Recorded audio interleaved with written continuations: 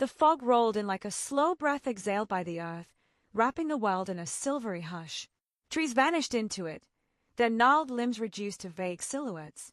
The gravel path underfoot crunched softly, each footstep swallowed quickly by the dense air. A single lantern swung from the crooked branch of an old oak, its flame a flickering eye watching from the mist. It cast just enough light to remind someone they weren't entirely alone. But that, too, was uncertain. Elias walked steadily, not hurriedly, though every part of his mind urged him to run. He didn't know how long he had been walking, or even when the fog had arrived. He had come out for a simple evening stroll, drawn by the quiet charm of the woods beyond the cottage, but now the world around him had changed. Paths he once knew now bent in strange directions, and trees that once stood proud and rooted felt, listening. Every now and then, he thought he heard his name carried on the mist, just a faint murmur, a whisper, almost. But there was never anyone behind him when he turned. "Elias," the wind said again. He froze. The voice wasn't loud. It wasn't sharp. It wasn't even menacing. It was just familiar enough to make his heart skip. It sounded like his brother's voice. But that was impossible. Jacob had been gone for 3 years now. The last time they were here together, they were boys, chasing frogs and pretending they were knights defending the forest. Elias remembered the laughter, the little arguments, the way Jacob had dared him to spend a night alone in the woods. Elias never took the dare.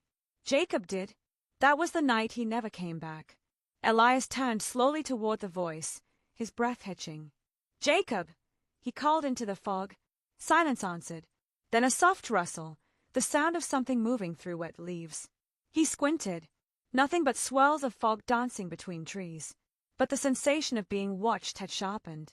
It was close now, almost beside him. The lantern by the oak began to sway harder, though there was no wind. The flame inside elongated, twitching like it was reacting to something unseen. Then it whispered again. "Elias." This time it was different. It was coming from above. He looked up. Between the branches, an outline, faint, barely visible through the curling mist.